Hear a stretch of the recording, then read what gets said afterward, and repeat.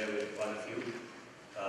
My association with the ICT sector is about 25 years, and also with CII for the same time. I've been blessed to have started my career in India just around 1990, just before the big revolution of 1991, where India, for whatever reasons, chose to join the global economy. There's been no looking back.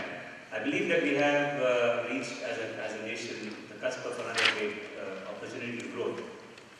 And the topic has been chosen by the organizers, Digital India, Nation Prosperity, I think is very appropriate.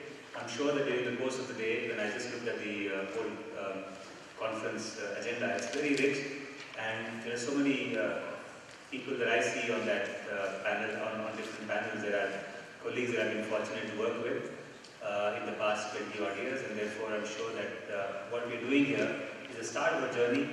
Conversations like these need to happen everywhere. It's a bit like chai pe charcha. So it doesn't matter if this particular topic has been debated in different fora, in different cities, among different people. Unless it becomes part of our DNA, I don't believe that the internalization which is required to take it and make it really happen in the coming years will take place. The only example I can give is, I remember 2003, 2004, and we were actually a small group of 4 or 5 people that were then sitting with the government, including the minister then, discussing what should be the direction that we should as a telecom industry take. And I remember from there came a simple goal, saying we have 25 million mobile phones right now. What does it take to get to 250? It was an audacious goal, but that audacious goal also meant that each one of us, who would have otherwise gone and met the government with a list of things that we believed was not happening, were forced to come and say, okay, what can I suggest as a partner in this whole progress? And from there started the journey where today we're sitting at about 800 odd or 900 plus million subscriptions, about 600 million people are uniquely having mobile phones with them. The reason I'm giving this context is that unless we internalize that some of these vision statements look so far away and unreachable, that unless we internalize them and start to work in small baby steps in that direction, together as a nation, it doesn't happen. We talk about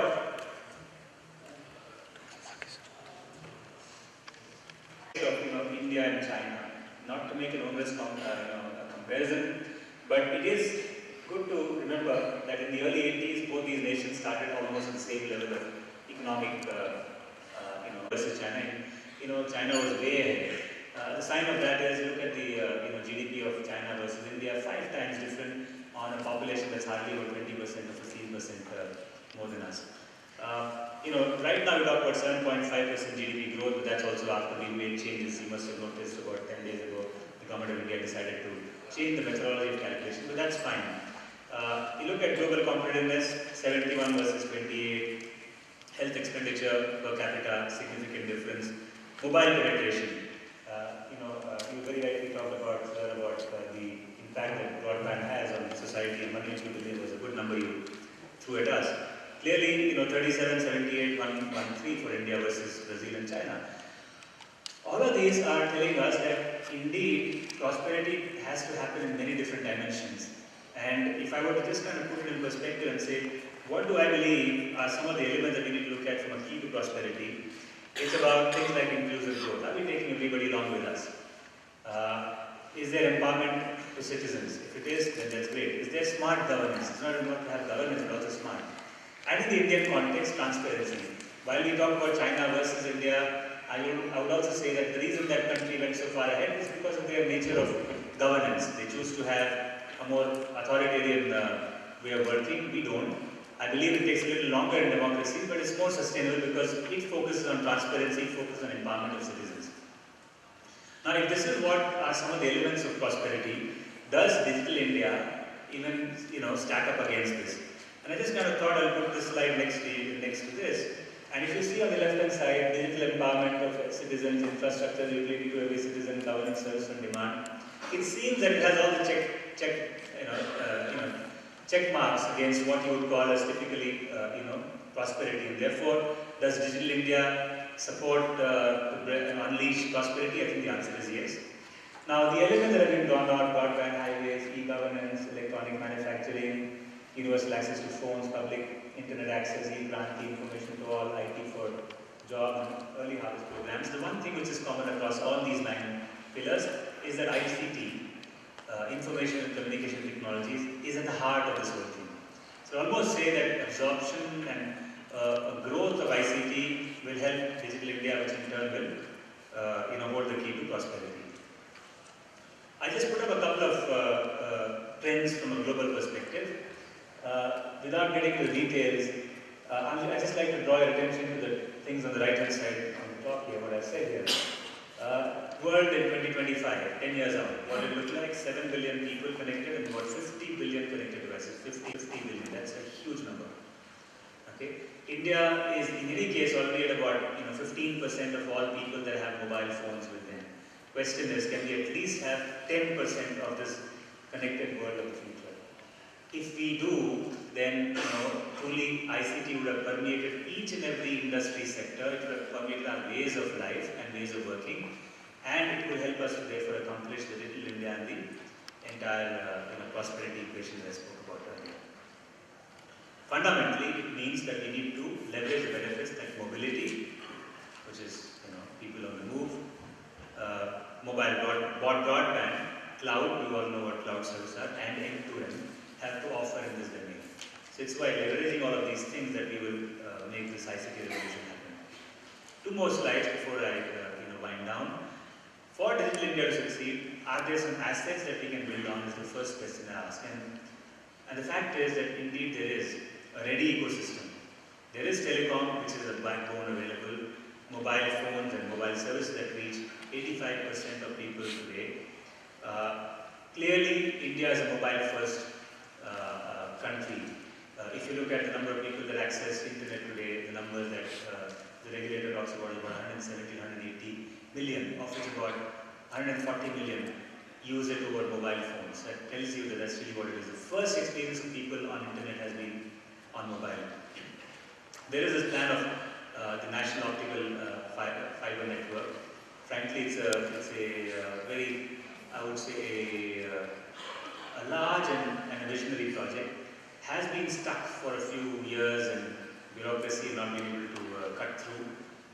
But there are recommendations that some of us in the industry have been fortunate to be part of the consultation that we've suggested to expedite connecting about 250,000 villages, gram panchayats to this fiber network. The ubiquity and benefit of wireless communication has been proven. The modes of service delivery which we have used are multiple. Technology, you have to take people along, and the only way you can do it is by persistently using communication media of different kinds and bring people on board. There's stuff happening which is on digital payment systems that is also transforming the entire banking system. And I'll also say that there is assets on the ground. I was recently, Vodafone Foundation had an annual event where we were actually talking to a couple of NGOs. Already some of them are working on ground with 25,000, 30,000 community service centers that are manned by men and women of the village where they are running in, and they are providing ICT-based services to villagers. That's a very good asset, because it's not enough for us to have mobile networks, it's not enough for us to have different education needs, but we need to have people that are actually able to provide these governance services on the ground and help people adopt them even faster. However, there are some things that we need to focus on. I think Mr. Suresh talked about the need for us to have public-private partnership. And I think that's very important. We need to have skilled manpower. There's a need that we have for taking a lot of fit policies. What do I mean by this? It's about making sure that if technology is progressing in a manner which is very different than what it used to be before, it's also important for us to then drive the entire policies to be an enabler rather than to kind of come in the way of prosperity. Last mile is very crucial. This is the only pitch I make as a telecom professional. There is a need. If you need to have highways, then you need to have enough space given for 6-lane roads on either side, so that you can be future fit in terms of network. Same thing is true about us in the telecom network. If you want Digital India, you need to have a lot of spectrum made available. India today, just to give you a perspective, has probably, each operator in India has probably 1/5 of the spectrum that's available to any other global operator of a comparable scale, 1/5. And the number of subscribers therefore we pack in is much more than we pack in. We probably have 10 times the number of subscribers per megahertz in a lot of technology, pack in a lot of innovation, but it's not enough unless you make more spectrum available. The other thing is about right of way. You would often talk about, we struggle to have fiber put in order to connect our base stations that are going to be ready with 3G and 4G and 5G technology in the future.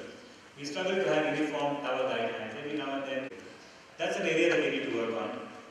And then if you look at integration of technologies and platform, I think Mr. Avinash talked a lot about it in terms of saying that it's about making sure that various ecosystem players are given the, he talked about Jan Dhan Yojana. He said 15 million, 1.5 crores. So Mr. Avinash very rightly brought our attention towards it. So if you don't kind of integrate these technologies into existing systems, you can't throw what is existing. You just need to make sure that you do a migration of sort, which is uniform. And the last thing is about having next generation applications that are scalable. On this one, I'm very optimistic.